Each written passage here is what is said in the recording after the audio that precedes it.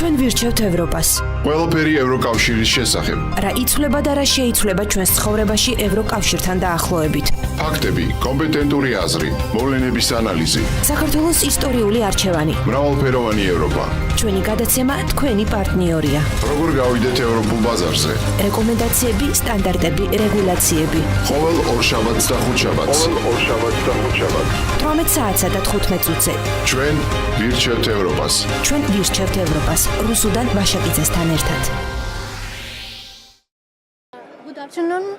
I'm very pleased to introduce you today Mrs. Ana Maria Gomes, who is the member of the European Parliament, and with whom today we will discuss the current state of affairs and the challenges of the foreign policy of the European Union, including Georgia, relations with Georgia. So, Mrs. Ana Maria Gomes, thank you very much for your time and for your presence here with us.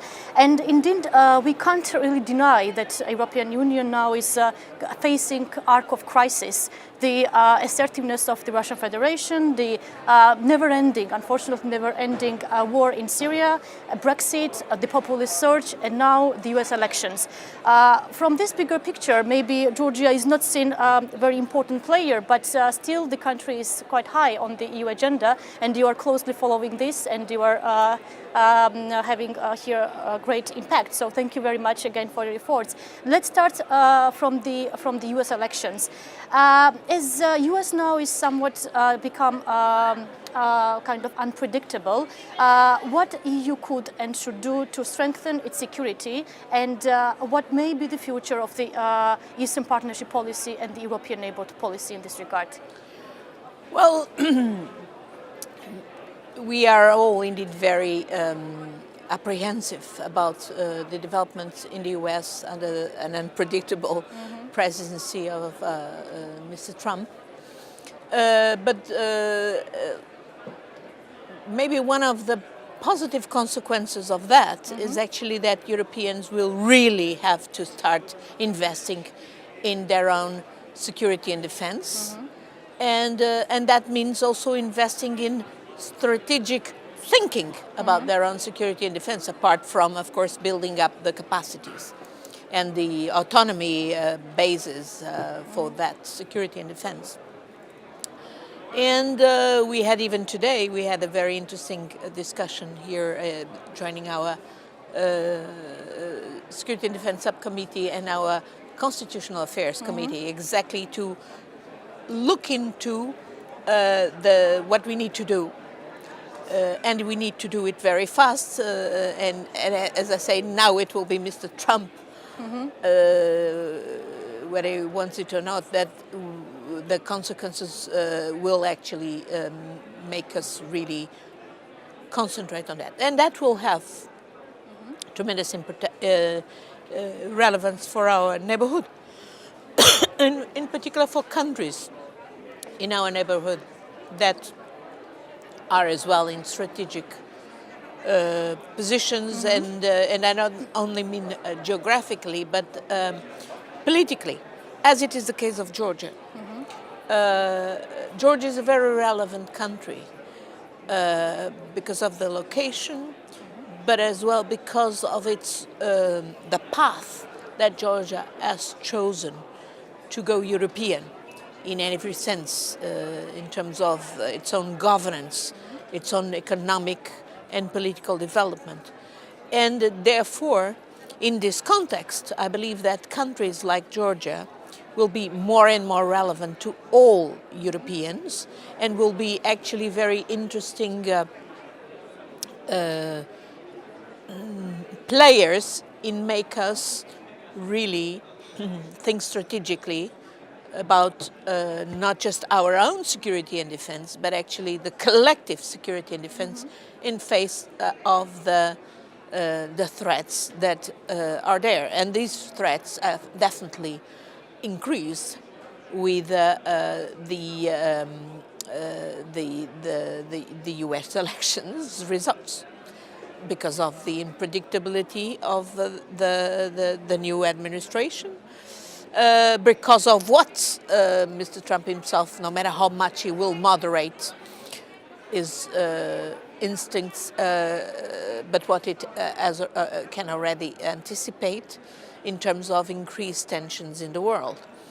And because, of course, we know, we cannot be naive, that there is a very clear interest on the part of Russia under the growingly autocratic rule of Mr. Putin to actually interfere in the United States, as it has already occurred in these elections, and interfere there as well, including in the European Union, where we know that he is financing some extreme right-wing parties.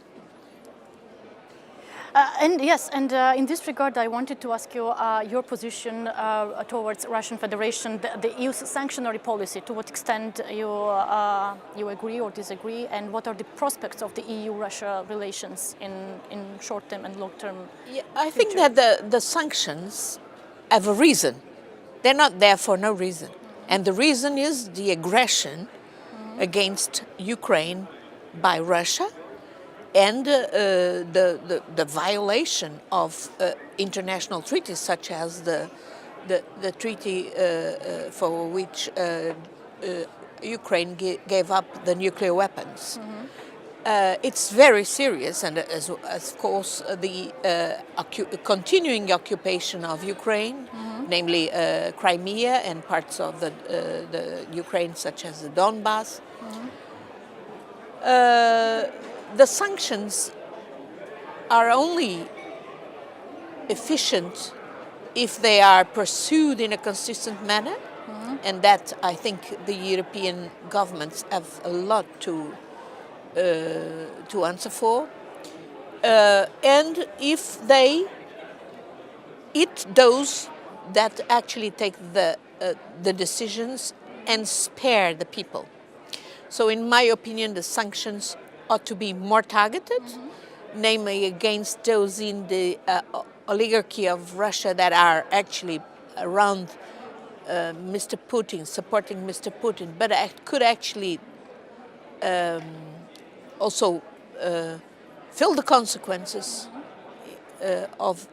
because of course we know, we cannot neglect that there is tremendous interaction between those who compose this oligarchy in Russia and the places where they launder and invest their money, which is actually in the European Union. Our governments ought to be much more strategic and targeted in the sanctions on Russia, so that they indeed hit those who can make things change. At the same time, I am all for dialogue with Russia. We cannot close the dialogue with Russia. And I think that Mr. Putin has given signs that he understands the game. The big problem is actually the European Union itself, whether we act in a coherent way and in a strategic and efficient way. And so far, I have seen many flaws, which Mr. Putin has explored.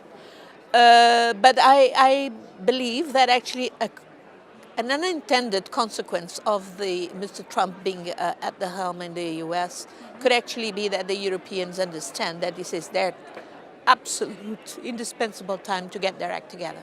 Yeah. Yes, and in this regard, I wanted to ask you about the surge of populism, not only in Europe, but across the Atlantic. So to what extent this is the essential threat to Europe and threatens the European unity as such? Absolutely. What we saw in the US with the election of Mr. Trump being the result of this populist rebellion of segments of the population, namely whites, middle classes. It's not just happening in the US. It's happening in Europe. We saw it in Brexit. This is exactly what happened with the decision in Britain about the Brexit.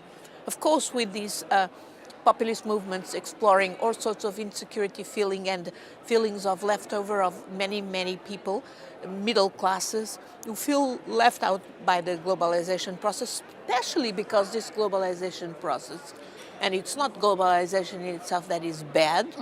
It's actually the fact that this globalization has entailed tremendous deregulation, tremendous job destruction without no investment in real jobs, real activities, that fuels the feeling of insecurity and of anger on the part of the people who feel left out by this deregulation and by this deregulated globalization process. And this is the consequence of neoliberal policies that have been implemented in the EU and in the US and globally for the last decades. So, I mean, I hope that indeed the lessons to be taken from what has happened, not just in Britain with Brexit, but now in the US with putting Mr. Trump in the presidency, is that we need to get rid of these deregulatory neoliberal policies that led us into the financial crisis and will lead us, if we continue, to the next financial crisis,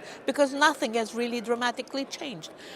In this respect, it's understandable that Hillary Clinton, no matter how many tremendous qualities she had and what she represented in many respects, she was also seen, she was hurt by the fact she belonged to the so-called Clinton dynasty, was seen as an element of the establishment, and namely this establishment that is very much responsible for all these deregulatory policies. Don't forget, it was during President Clinton's tenure that the Glass-Steagall Act was cancelled.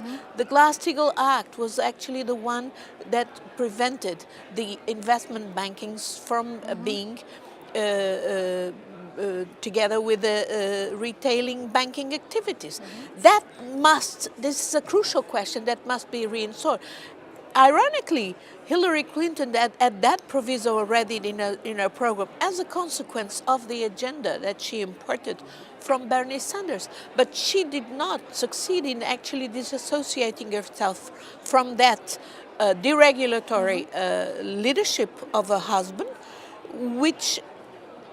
and that's probably one of the reasons why so many people in the US, namely not just middle-aged whites, but actually lots of millennials, young people, did not trust her to the point that actually Mr. Trump succeeded. Although he did not get the majority of the votes, of the popular votes, still he got enough electors to become the next president of the US, with tremendous and dangerous consequences for us all. And finally, I of course would like to ask you about the current state of affairs between Georgia and the EU, the prospects of the visa liberalization, what are the next procedures, and after the visa-free regime, what do you think, what can be the prospects and the integration prospect of Georgia in the European Union? Yeah, I think we must deliver, and very soon in the visa liberalization process, since the government of Georgia did all what it had to be done to meet the conditions, contrarily, for instance, to what was the case of Turkey. And so Georgia, the decision is there politically. It should be rapidly implemented so that indeed the people of Georgia would be able to see the benefits. I think this would indeed contribute very much for intensifying the people-to-people exchanges with the European Union, between Georgians and the European Union, not just at the business level, but as well academic, civil society, education. That is, in my opinion, very important, very positive. Also, I believe we have other ways. We have the agreement, the partnership agreement, with tremendous opportunities. We have as well an interest to actually, in Georgia, there is a very high sense of not allowing Russia to actually interfere more in the country. And very resilient now. They're very absolutely, resilient. you know, Cortes. Even if there is openness for the economic and commercial trade, of course, that should go on and develop. But on the political level, I think Georgians have really clearly chosen a path that is in tune with a democratic and not an autocratic path.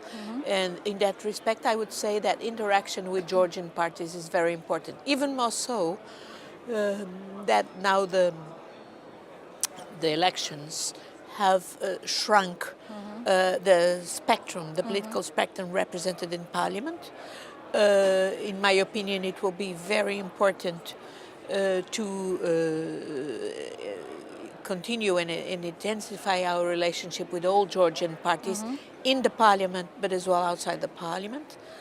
Because if the government is going to, the ruling party is going to make use of this constitutional majority that they got in the elections, they obviously must make sure that this really reunites a broad consensus that goes behind their representation in parliament. That, of course, should entail as well the main opposition party, but as well other parties now outside parliament. And so there is a need for dialogue. One of the things that shocked me in Georgia was the fact that despite the competitive space for the campaign, the dialogue in between parties was very poor, was not on programs, not on policy, much more personalized. So lack of political culture is there. Exactly. So this needs to develop, and I think we in the European Union can play a role. That's exactly the reason why I have proposed in the European Parliament, following up our election observation mission, that we would consider Georgia as a case for a follow-up procedure for elections, as we have developed in a few cases. This is a country where I see that everybody, from the ruling party, from the opposition, from the civil society and the other parties outside the parliament, there is eagerness in interacting with us. And there is also eagerness to actually learn from the Georgian own experience and other experiences to fine-tune, to improve even the legal framework for elections. For instance, we just saw that the second round of elections was conducted without a legal framework really governing it, and this required that several decisions had to be made on a case-by-case basis, eventually with some contradictions and so on by the National Electoral Commission or by courts. That is an area that must be, for instance, developed. Other areas that we have identified, for instance, the criteria for the accreditation of civil society, domestic observation, or political parties or media representation in the polling sessions.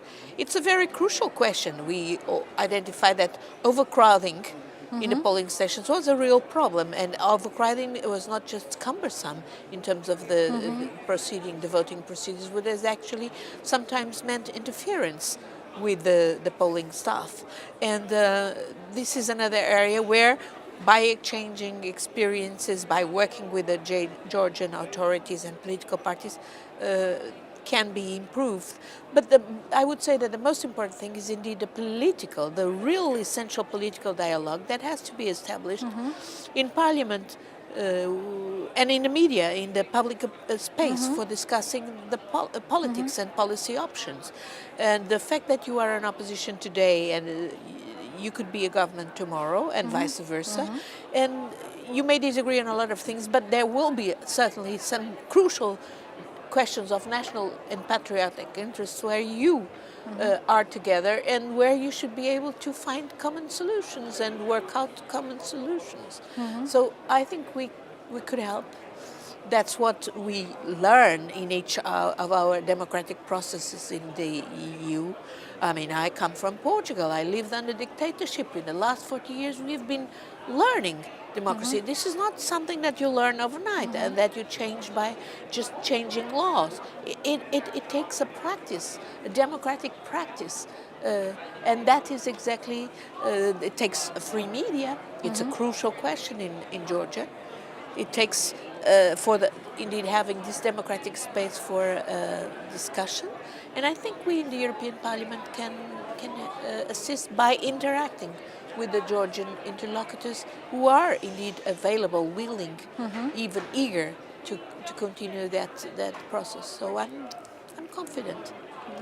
Thank you very much for this positive note. And from our behalf, I just want to mention that Georgia is very much open and willing to get the recommendations from the EU and to get this real kind of instructions, democratic instructions, how to continue our transition process and democratic transformation in the region. So, and thank you very much for your help, assistance, and I'm looking forward that we will continue also in future cooperation together. Thank you very much. Thank you. ჩვენ ვირჩევთ ევროპას. ყველაფერი ევროკავშირის შესახებ. რა იცვლება და რა შეიცვლება ჩვენს ცხოვრებაში ევროკავშირთან დაახლოებით. ფაქტები, კომპეტენტური აზრი, მოვლენების ანალიზი. საქართველოს ისტორიული არჩევანი. მრავალფეროვანი ევროპა. ჩვენი გადაცემა თქვენი პარტნიორია. როგორ გავიდეთ ევროპულ ბაზარზე? რეკომენდაციები, სტანდარტები, რეგულაციები. ყოველ ორშაბათს და ხუთშაბათს. 18 საათსა და 15 წუთზე. ჩვენ ვირჩევთ ევროპას. ჩვენ ვირჩევთ ევროპას. რუსუდან ვაშაკიძესთან ერთად.